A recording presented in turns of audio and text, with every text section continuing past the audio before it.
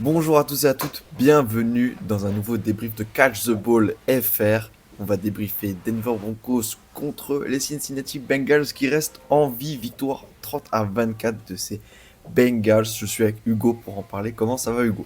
Ça va super bien, Louis, et toi? Ça va super et on débriefe ce super match après le générique.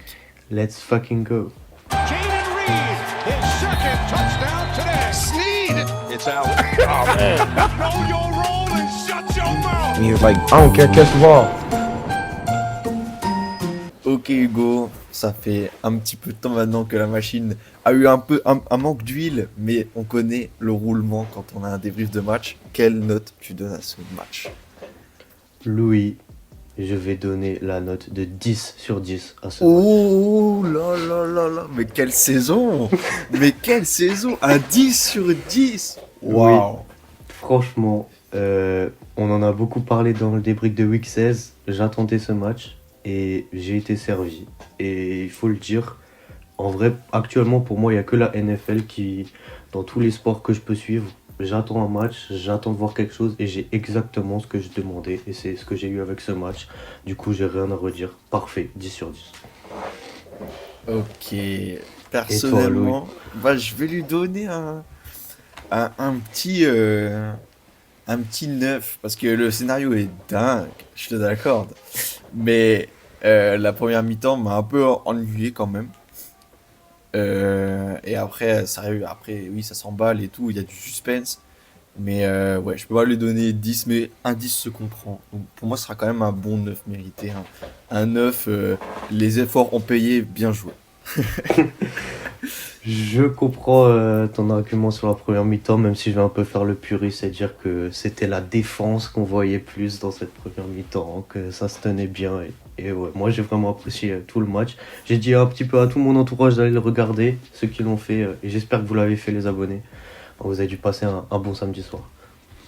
J'espère qu'ils ont passé un bon samedi soir. Éveillés, qu'ils sont pas éteints à la fin, comme euh, certains ici, je ne parle pas de toi. Mais bref, dans tous les cas, c'est quand on regarde le déroulé du match, qu'est-ce qui t'a plus marqué? Quel joueur t'a le plus marqué là? Est-ce que c'est un receveur ou c'est un quarterback? Euh, Ça pourrait être les deux. Après, il y a deux noms qui ressortent pour moi côté Bengals, c'est clairement Joe Burrow et T. Higgins.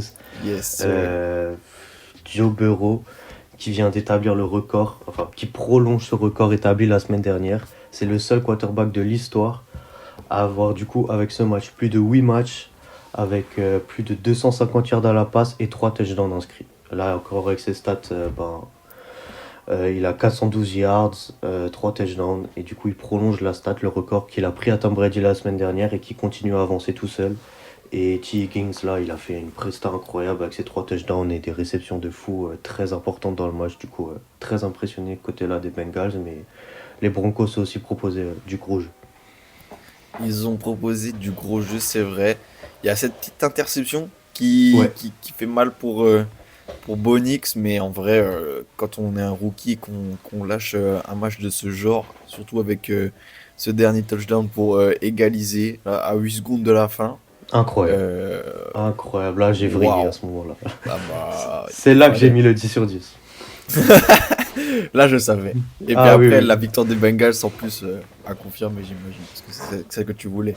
Ouais, quand même, c'est ce que je voulais. J'étais content de voir les Bengals s'imposer. Ça laisse le suspense, ça les laisse en jeu et franchement, l'équipe est incroyable. Enfin, les Broncos sont la meilleure défense de la ligue, j'en suis convaincu maintenant. Ok. Et pourtant, l'attaque des Bengals a réussi à aller encore au-dessus de cette meilleure défense et c'était incroyable ce qu'ils ont fait. Ah ouais, ils avaient l'opportunité, ils ont eu le toss les Bengals, ils n'ont pas réussi à marquer, ils ont rendu la balle aux Broncos qui n'ont pas réussi à marquer. Ensuite, les Bengals ont raté le field goal, puis ils ont repris le ballon. Enfin, bon, le scénario du match était incroyable, c'était vraiment dingue. C'était dingue, mais je sais pas ce que t'en penses quand même. Juste sur un détail que je veux t'amener, parce que du coup, la première mi-temps, comme je dis, c'est ce qui pêche un peu chez moi. Ouais, Euh, la O-line des Bengals, elle protège pas beaucoup. Peut-être que les Broncos sont une super défense, mais elle protège pas beaucoup de Joe Burrow. Je sais pas ce que t'en as pensé, mais il y a eu beaucoup de sacs en première mi-temps. Il- je sais pas si tu te souviens, Ouais, ouais. mais je trouve que quand on parlait, on a souvent tiré sur cette défense des Bengals qui là était pas trop mal. C'était pas une des meilleures en point de carrière match, mais pas trop mal. Et moi, j'ai plus trouvé que c'était la O-line qui tenait pas le coup côté Bengals. Franchement, ouais, 7 sacs sur Joe Burrow dans le match. C'est la défense sur le quarterback qui aura vraiment fauté. Ouais, t'as raison de le mentionner dans ce match. Et pour moi, en fait, ça rajoute à la performance et au prestat de Joe Burrow qu'on oublie un peu. On pourra en parler peut-être après dans un même potentiel débat de MVP, même si ça risque d'être compliqué. Mais malgré ça, c'est le quarterback qui se fait le plus toucher de NFL de la saison. Et pourtant, il fait les meilleurs stats objectivement. Et pour moi, c'est vraiment incroyable. C'est incroyable, mais à l'inverse, du coup, c'est le rookie qui a perdu. Ouais. Euh, Est-ce que cette défaite, ça entache sa saison ou justement on dit qu'il a réussi à les emmener en overtime et peut-être à concurrencer Daniels? Déjà, enfin, soit le match était plus décisif pour les Bengals que pour les Broncos, parce que les Broncos ont encore la chance de se qualifier juste en battant des Chiefs qui vont faire tourner la semaine prochaine. Du coup, c'était vraiment si les Bengals perdaient que c'était fini. Du coup, c'est pas la catastrophe côté Denver et c'est pas du tout la catastrophe côté Bonix. Il a lancé une interception, mais c'était une interception sur un drive qui suivait un fumble des Bengals. Du coup, on va dire que c'était un partout balle au centre. Et surtout, comme il arrive à gérer, comme il arrive à sortir de sa poche, éviter les sacs pour le coup. C'est le quarterback qui a le plus de yards gagnés en dehors de sa poche de quarterback de la ligue, tout simplement cette saison. Du coup, il a des stats Ok. incroyables. Là, le dernier touchdown pour Mims Junior, là, la Hail Mary limite, incroyable. Du coup, bon, on en a parlé dans le débrief de la Week 16. Je pense qu'il n'aura pas le titre de MVP, enfin MVP Rookie of the Year, mais quand même très très belle saison de Bonix et il reste très prometteur côté Denver. Ok, maintenant qu'on a bien parlé du match, à moins que tu aies quelque chose à rajouter sur ce match-là. Euh, Pas particulièrement, à part que c'était incroyable et que on en a pas beaucoup parlé, mais je tease un peu parce que peut-être que dans notre vidéo euh, trophée individuel de la saison, je vais d'un coup vous sortir ça et ça ferait bizarre si je vous le sors sans en avoir parlé de la saison, mais il y a vraiment du lourd côté défense des Broncos, hein, Zach Allen qui a eu 3,5 sacs hier soir, Jonathan Cooper ou aussi le cornerback Patrick Surtain 2 qui pour le coup lui a pas mal tenu Jamar Chase, un peu moins présent dans le match. Il y a aussi un dernier cornerback qu'ils ont en la personne de Riley Moss. Voilà, je quote quelques défenseurs des Broncos parce que c'est vraiment une très forte défense et ils auront pas mal joué, hein. Juste l'attaque des Bengals aura été encore plus forte. Ok, c'est toujours sympa d'avoir des noms à mettre sur des performances. Et du Ouais. coup, la semaine prochaine, Et pour du coup, la semaine les prochaine, ouais. Bengals, ce sera les Steelers. Qu'est-ce qu'on en pense, Hugo? Est-ce que ça va le faire? Est-ce que ça va pas le faire? En tout cas, il y a déjà une partie du contrat qui a été remplie. C'était un winner go home. Ils étaient déjà à domicile, ils l'ont fait. Euh, Qu'est-ce que t'en dis, Hugo? Alors pour rappel, pour que les Bengals se qualifient aux playoffs, déjà il ne reste plus qu'une seule place, hein, en AFC pour ces playoffs. Il faut qu'ils du coup battent les Steelers, que les Broncos perdent contre les Chiefs, Ouais. que les Colts et les Dolphins perdent un des deux derniers matchs qui leur restent, sachant du coup que les Colts jouent contre les Giants et les Jaguars, mais que ça sera sans leur quarterback titulaire Anthony Richardson blessé, et que les Dolphins jouent contre les Browns et les Jets, et que eux aussi risquent de jouer au moins contre les Browns sans Tua Tagovailoa, leur quarterback titulaire. Du coup voilà, c'est encore loin d'être fait côté Bengals. Hot take, Hugo. On est obligé de se mouiller maintenant.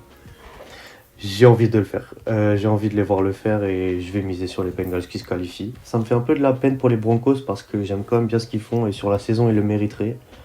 Mais les Bengals, ça serait incroyable de les voir aux playoffs. Même si d'un côté je me suis dit ça, franchement ils n'étaient pas aux playoffs déjà la saison dernière.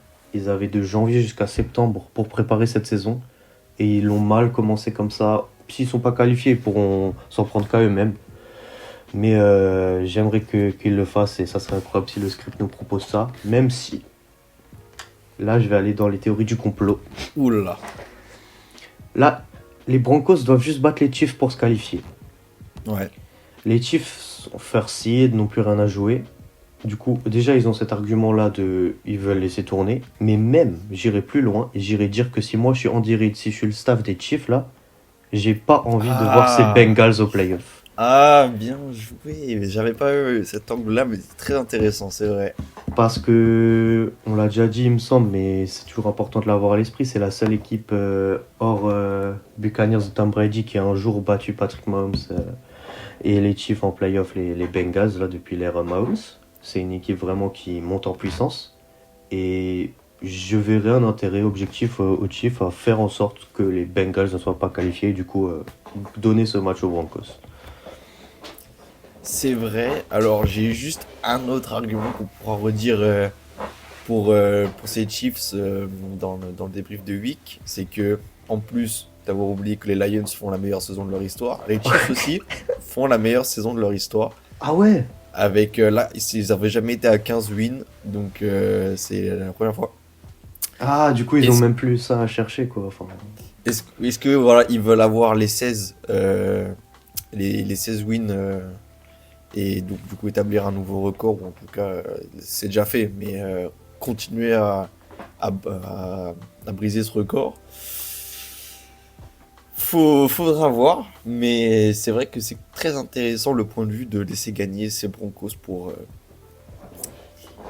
ne pas avoir ces Bengals en playoff. Et là, on aura des edits de fou malade avec Joe Burrow en Anakin Skywalker. ah, clairement, oui. Oui. Et ouais, on dirait dans Mufasa qu'il le laisse de la montagne là, mais ça va peut-être reposer sur les épaules de Carson Wentz au final, hein, parce que bon, moi pour le coup, clairement, si je suis les Chiefs, je bench Mahomes là, je le laisse reposer. En Même plus, la défense, parce qu'on ouais, ouais. sait qu'il compte à mort sur la défense. Ouais, il- oui, je laisserai tourner. Et du coup, bon, à part une extraordinaire performance de l'équipe B des Chiefs, ou alors un vrai choc des Broncos qui te choque un peu quand même, parce que en vrai, ça fait un moment qu'ils pourraient être qualifiés déjà les Broncos, hein.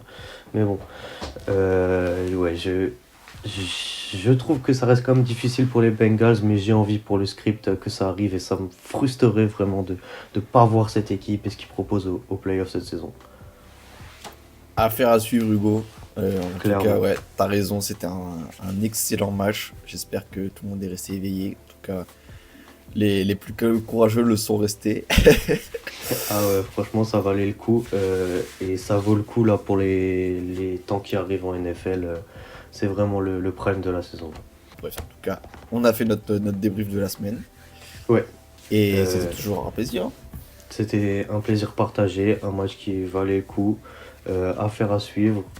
Les Bengals devront battre les Steelers, hein, c'est pas encore fait. Surtout qu'ils sont peut-être leur running back qui a fait un excellent match, Chase Brown de blessé. Mais bref, tout ça, c'est des affaires à suivre. Et suivez-les parce que c'est incroyable la NFL. Got you. Got you.